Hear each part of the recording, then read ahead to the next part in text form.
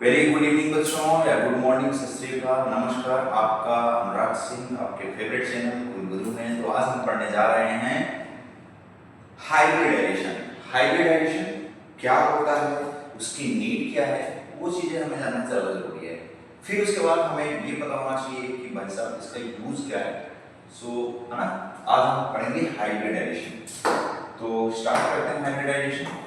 मैं colour choose करता हूँ, है ना, ब्लू।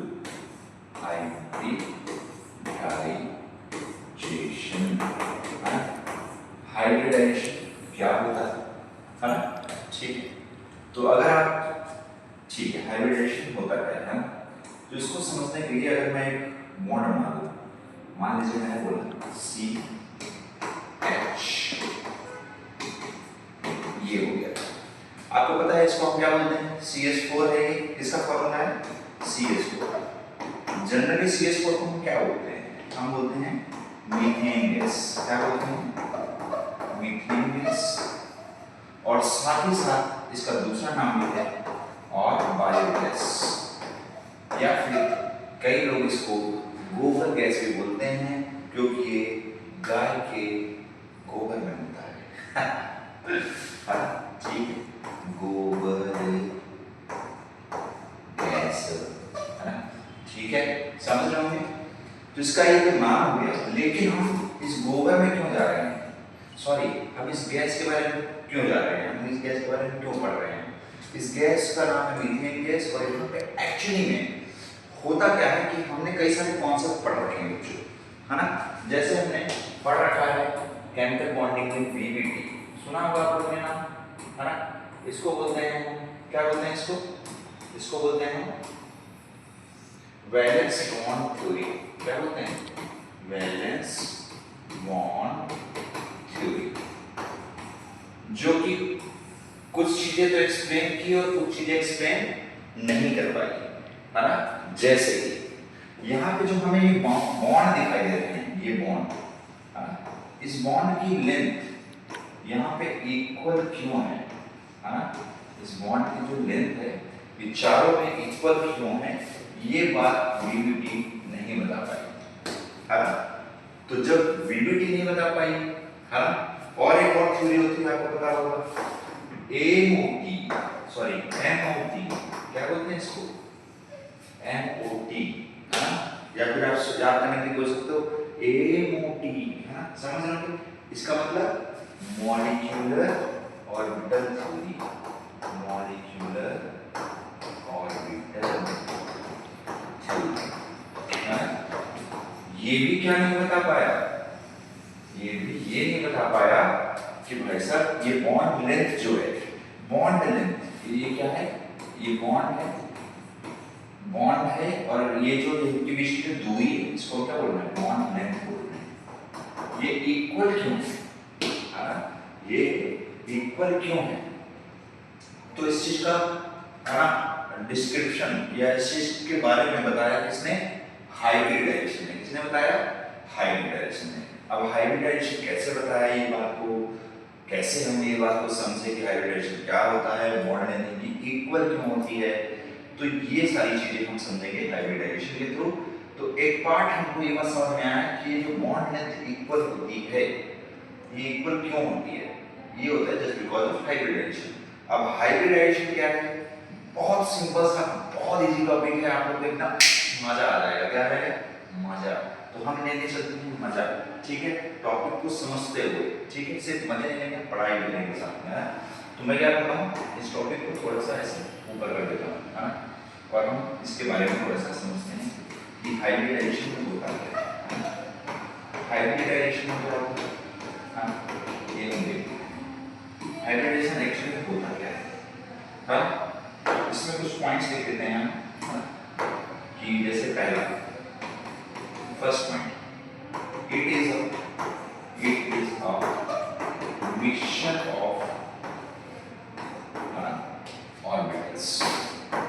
यहाँ पे क्या होता है, ऑर्बिटल्स का मिक्सचर होता है ना। मान लीजिए आपके पास दो अलग अलग शेप के लड्डू है ना, तो उसको मिला के हम क्या करते हैं, एक नया लड्डू बनाते हैं, मान लीजिए हमारे पास 5-6 अलग अलग शेप के लड्डू हैं, तो उसको मिला के हम 5-6 लड्डू बनाएंगे लेकिन सेम शेप के। यही क्या हो गया हमारा हाइब्रिड एडिशन। कहने का मतलब हम बहुत सारे क्या लेंगे, अलग अलग शेप की क्या लेंगे, हम ऑर्बिटल्स लेंगे, उसको मिलाएंगे और एक इक्वल शेप का क्या बना देंगे, हम ऑर्बिटल बना देंगे यार। इसी को बोलते हैं एक्चुअली में हाइब्रिड एडिशन। अब चूंकि वो लड्डू बराबर होते हैं, उनकी साइज बराबर हो गई है, तो उनके बीच की रेडियस भी क्या हो जाएगी, बराबर हो जाएगी, मतलब बॉन्ड लेंथ भी क्या होगा, सेम हो जाएगा, है ना। तो ये है क्या, mixture of orbitals. Second point क्या ले सकते हैं कि the orbitals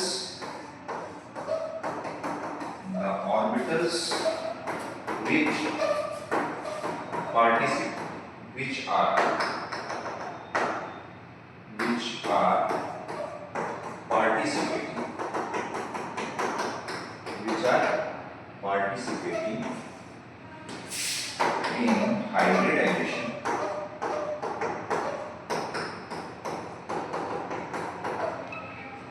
they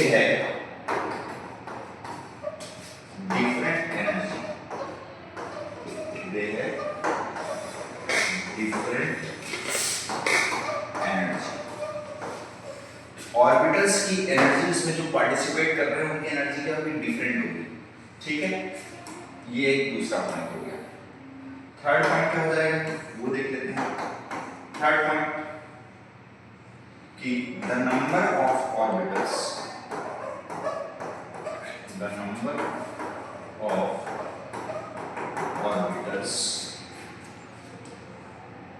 of participating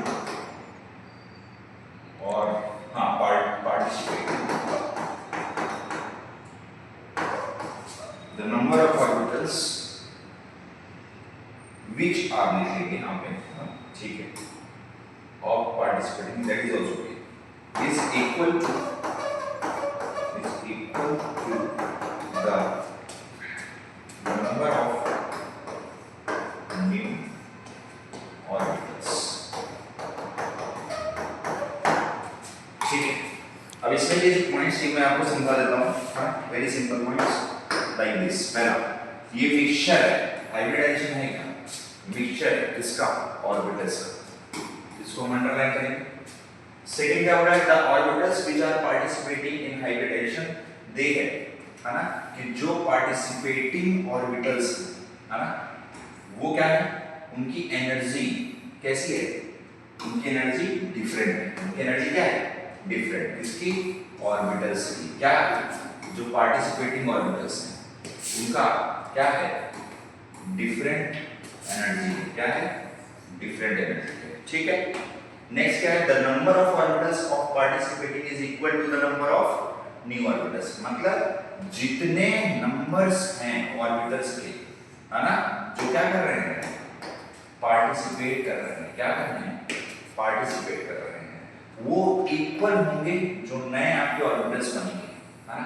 मैंने बताया ना, अगर हमने क्या लिया, हमने 6 लड्डू लिए, है ना, 3 बड़े लड्डू लिए, 3 छोटे लड्डू लिए, उनको मिलाया, मिक्स किया, फिर हमने नए 6 लड्डू लिए, जितने हमने मिलाए उतने ही बनाएंगे, लेकिन अब उनकी साइज क्या हो जाएगी, सेम हो जाएगी। क्या हो जाएगी, सेम।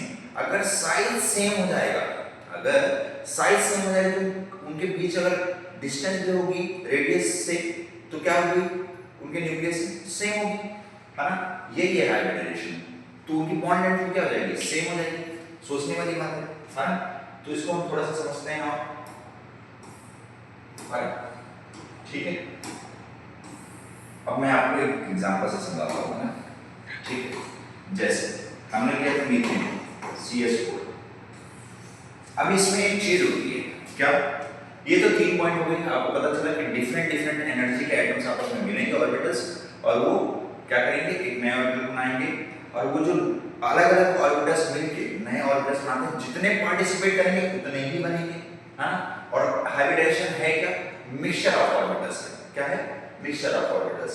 अब इसको हम कैसे करते हैं, बहुत सिंपल सा है।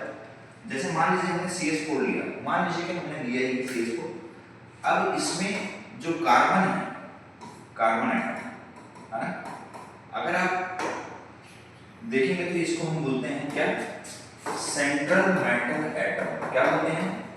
Central metal atom. क्या बोलते हैं? Central metal atom. बोलिए ना, अरे बोलिए ना, है ना? इसको क्या बोलते हैं? Central metal atom.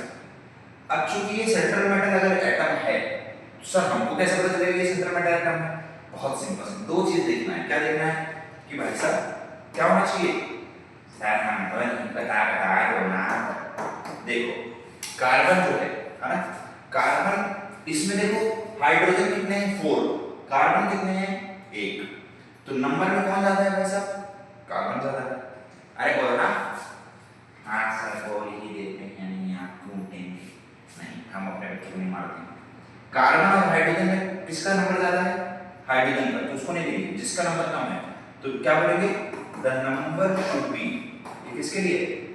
The number should be less.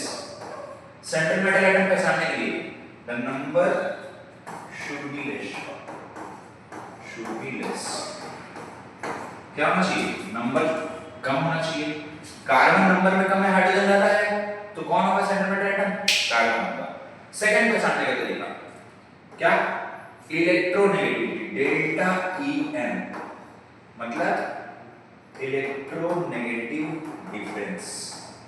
Electronegative difference किसके ज्यादा आता है?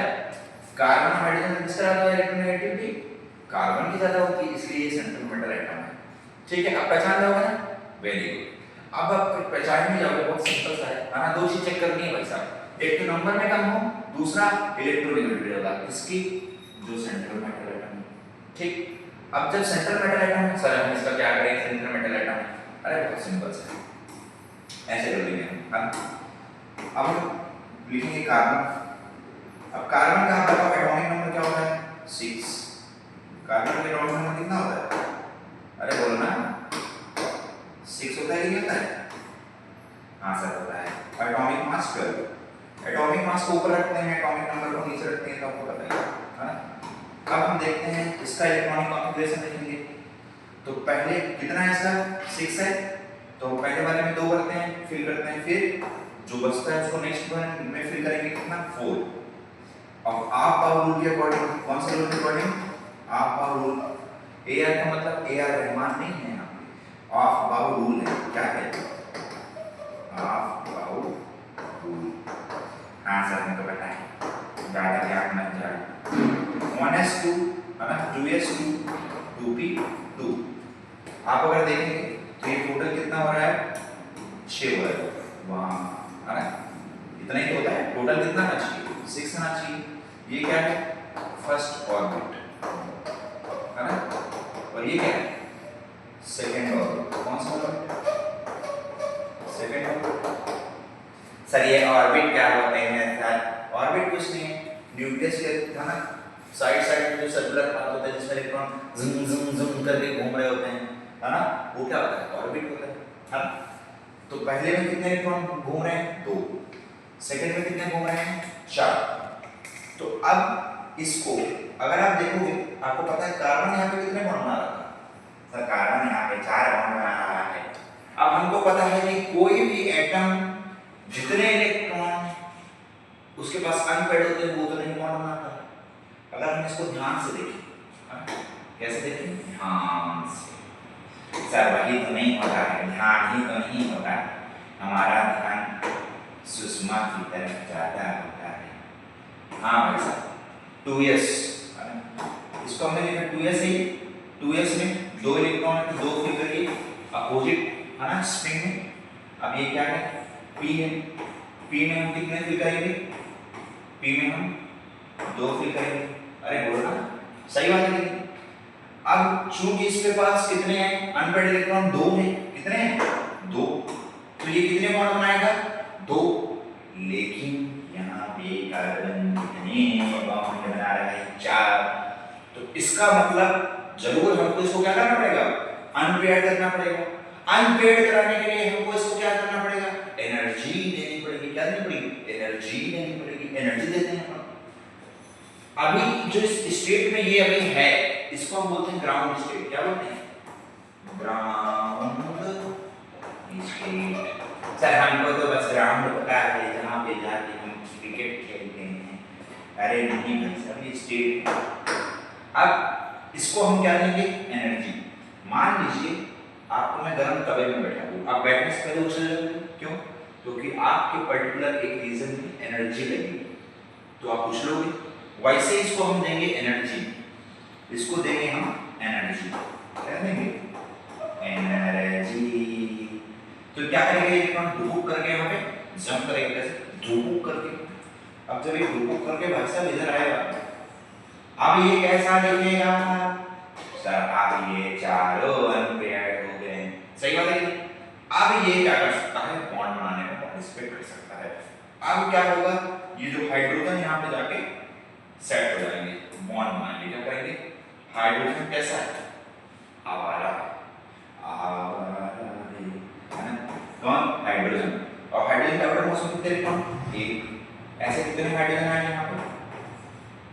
4। और चारों के पास एक एक इलेक्ट्रॉन होगा पूरा, यानी हाइड्रोजन है। और ये आपस में क्या करेंगे? आपस में क्या करेंगे? बॉन्ड बनाएंगे। क्या करेंगे? बॉन्ड। ये समझ रहे हो? ये आपस में बॉन्ड बनाएंगे। सारे के सारे कैसे बॉन्ड? Sigma bond. क्यों? क्योंकि ओवरलैपिंग कैसे हो रही है? एक्सियल। कैसी? एक्सियल। सही बात है। इनमें ओवरलैपिंग एक्सियल हो रही है, इसलिए सिग्मा बॉन्ड बना रहे हैं। अब सर ये सब तो ठीक है, हाइब्रिडाइजेशन का मामला से आया है ना? अब हम समझते हैं ये कौन सा ऑर्बिटल है, बताओ बेटा। अभी हम देखते हैं ये कौन सा ऑर्बिटल है। देखो ये है 2s और ये 2p। बोलो ये भी 2s है, ये 2p है। लेकिन अब ये एनर्जी लेके ये एक्साइट होके वहां पे चला गया, तो इसको ग्राउंड स्टेट ना बोल के क्या बोलेंगे? Excited state. क्या बोलेंगे? Excited state. क्या बोलेंगे? अरे बोलो ना, अरे बोलो। एक्साइटेड स्टेट बोलेंगे नहीं बोलेंगे? हाँ सर बोलेंगे एक्साइटेड स्टेट। अब ये एक्साइटेड इलेक्ट्रॉन वहां पे चला गया, तो एक्साइटेड स्टेट हो गई। अब ये हाइड्रोजन क्या करेंगे? इसके साथ बॉन्ड बना लिए।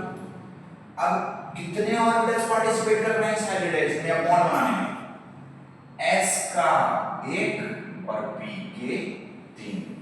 s का 1 और p के 3। p के आगे हमारा p के मतलब p के, ठीक है।